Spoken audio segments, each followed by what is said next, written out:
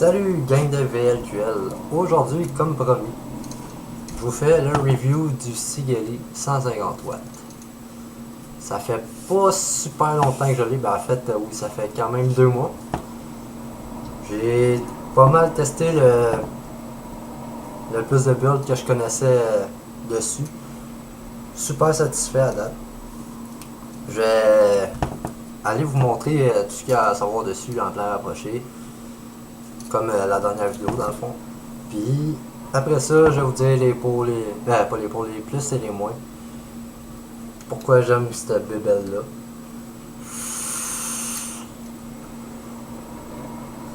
Fait que c'est pas mal ça.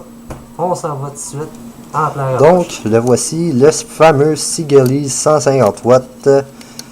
Fameux mode de 150 watts, comme ça dit dans son nom. Et voilà. Juste pour vous le montrer, parce que sinon ça veut dire check atomizer. Quand vous n'avez pas d'atomiseur dessus, c'est toujours check atomizer qui. Donc 150 watts, on peut baisser jusqu'à 10 watts. Ça descend quand même assez rapidement, je ne sais pas si vous voyez très bien. Et voilà, 10 watts. Vous avez le voltage, pourcentage de la batterie, indicateur de résistance et votre voltage. Juste le remonter. Super de belle machine. Quand même instantané quand on pèse dessus.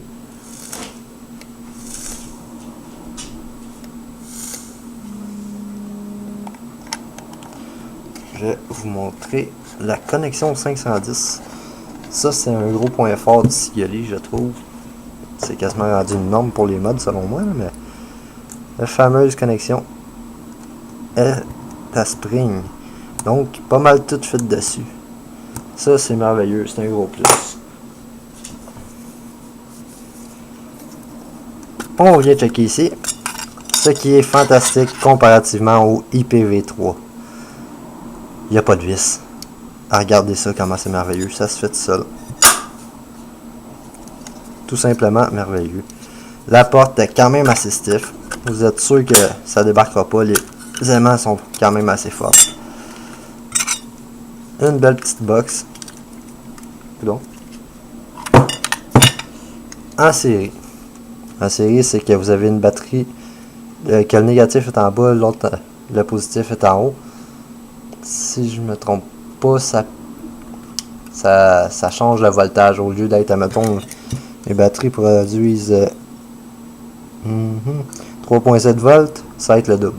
Si ça aurait été en parallèle, ça aurait juste été l'autonomie, je pense, ou l'ampérage qui aurait changé. Donc c'est pas mal ça. On va remettre les batteries. Ce qui est le fun avec ça, c'est que même si vous vous trompez de bord, il y a une protection contre les inversements. Mais dans le fond, si vous mettez votre batterie à l'envers, ça fera rien, elle allumera même pas. Pour l'avoir testé 2-3 fois. Aussi, il y a une protection contre les shorts, admettons quand vous buildez, puis votre coil touche, admettons, on va dire que votre coil touche sur le barrel aussi, là. Il va vous avertir tout de suite, ça va marquer short, ça firera pas, donc très sécuritaire à mon goût. Après les builds de 0.15 à 3 ohms, c'est une belle box, sérieux. Je pense que c'est en aluminium, je suis pas trop sûr, il me semble que c'est en aluminium, si je me trompe pas. Fire button, assez cliqué, je sais pas si vous l'entendez. Moi j'aime ça de même, les petits boutons aussi. Affaire qui est un petit peu fatigant par exemple. Le clic-clic, c'est lousse. Ça j'aime pas trop ça, mais c'est pas dramatique, on s'y fait à la longue. Vous avez des trappes de ventilation pour vos batteries. Très important ça. Comme vous pouvez le voir, les threads sont quand même assez bien. Ça se visse super bien. Rien à dire là-dessus aussi. Écoutez, Sur ça, on va aller en plan normal. Je vais vous dire les plus et les moins. Puis mon opinion sur cette box-là. Donc, ça y est. On revient en plan rapproché. Plan normal, excusez-moi. Dure journée à l'école aujourd'hui. Fait que les plus. Écoutez, côté fini. Absolument rien à dire. Même à l'intérieur. Écoutez, c'est impeccable. Vous voyez bien. Les aimants surtout. Wow. Ça, c'est un gros plus. Ce qui m'a fait acheter le Scully 150 dans le fond, c'est juste ça. C'était les aimants puis les vis du IP23. Quand j'ai vu des vis sur le IP23, j'ai fait oublie ça tout de suite. Même si ça serait une super de bonne machine qui battrait le Scully, on dirait mettons, là, parce que selon moi, le Scully il est meilleur pour avoir essayé le IPv3. C'est mon opinion personnelle, ça dépend de tout le monde. Ben, je prendrais pareil le Scully. Fait que c'est ça. Ce que j'aime beaucoup, son wattage. Le 1 ohm qu'on peut builder dedans. La finition de la box. Le peu de délai que ça prend quand tu fire.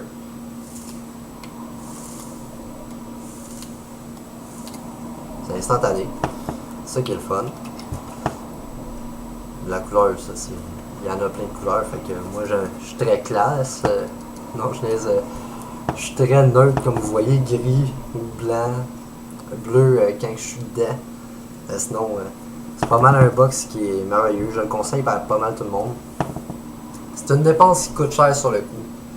Mais, par après, c'est sûr que c'est plate toujours visser dévisser, on s'entend.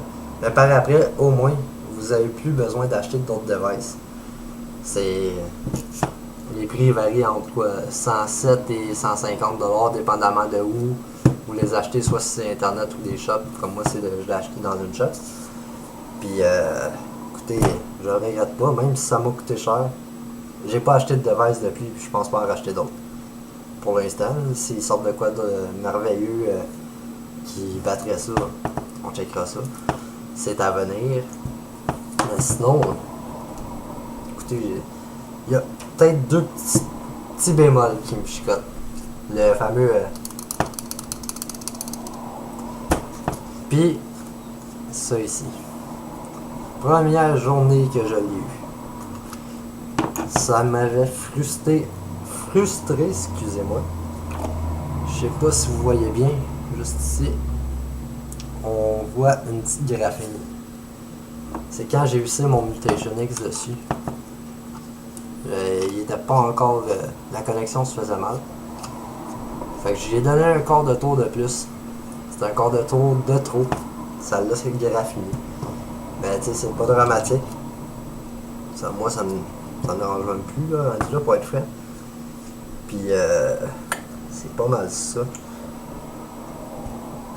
Ça sera pas long. Juste vous montrer comment ça va bien. Présentement, avec un build de 2 ohms, on va le mettre à 100 watts. 100 watts. Après ça, je vais vous faire un comparatif à 150 watts.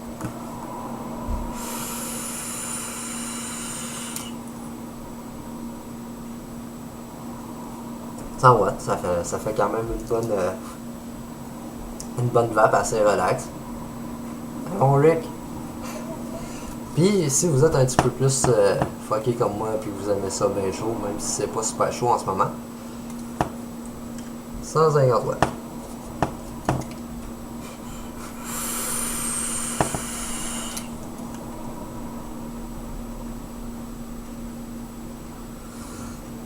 On voit qu'il y a quand même une différence. C'est pas juste écrit 150 watts puis ça le pousse pas, ça le pousse réellement. Ça, c'est une belle affaire parce que j'ai déjà eu un fameux Coolport T8. Michael peut vous en parler. C'est déjà ramassé avec cette affaire-là. En tout cas, ça poussait pas le 150 watts que ça disait. Je l'ai testé sur un petit meter de voltage. Je le mettais à 150 watts puis ça poussait 90 watts. Même pas, c'était 89 points quelque chose. Fait que c'est ça qui est le fun. Celui-là, il pousse vraiment. Aussi, autre petite affaire que j'aime, la Super Sleeve. C'est merveilleux. Je l'amène toujours quand je vais à l'école parce que j'ai peur de le graffiner. Je veux pas au prix qu'on paye ça. C'est pas donné. Fait que c'est un très grand plus pour être frais. S'ils pourraient en mettre avec tous les mods qu'ils vendent, là, c'est sûr qu'ils seraient plates parce que le monde, quand je peux dire ça, mettons ils font la ST puis ils font une sleeve en plus. C'est sûr que ça rapporte plus, mais d'après moi, ils l'ont inclus pas mal dans le prix. Ça c'est fantastique, écoutez, ça rentre fit puis ça sort fit aussi. Ça paraît peut-être pas, mais je sais quand même un peu. Fait que c'est pas mal ça. Fait que sur ça, on va s'en jaser sur VLQL.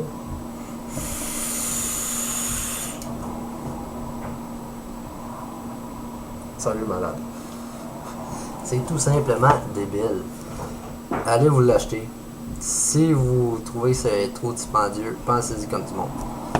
Vaut mieux dépenser 150$ d'un coup que dépenser, mettons, des 70$ pour des clous mini.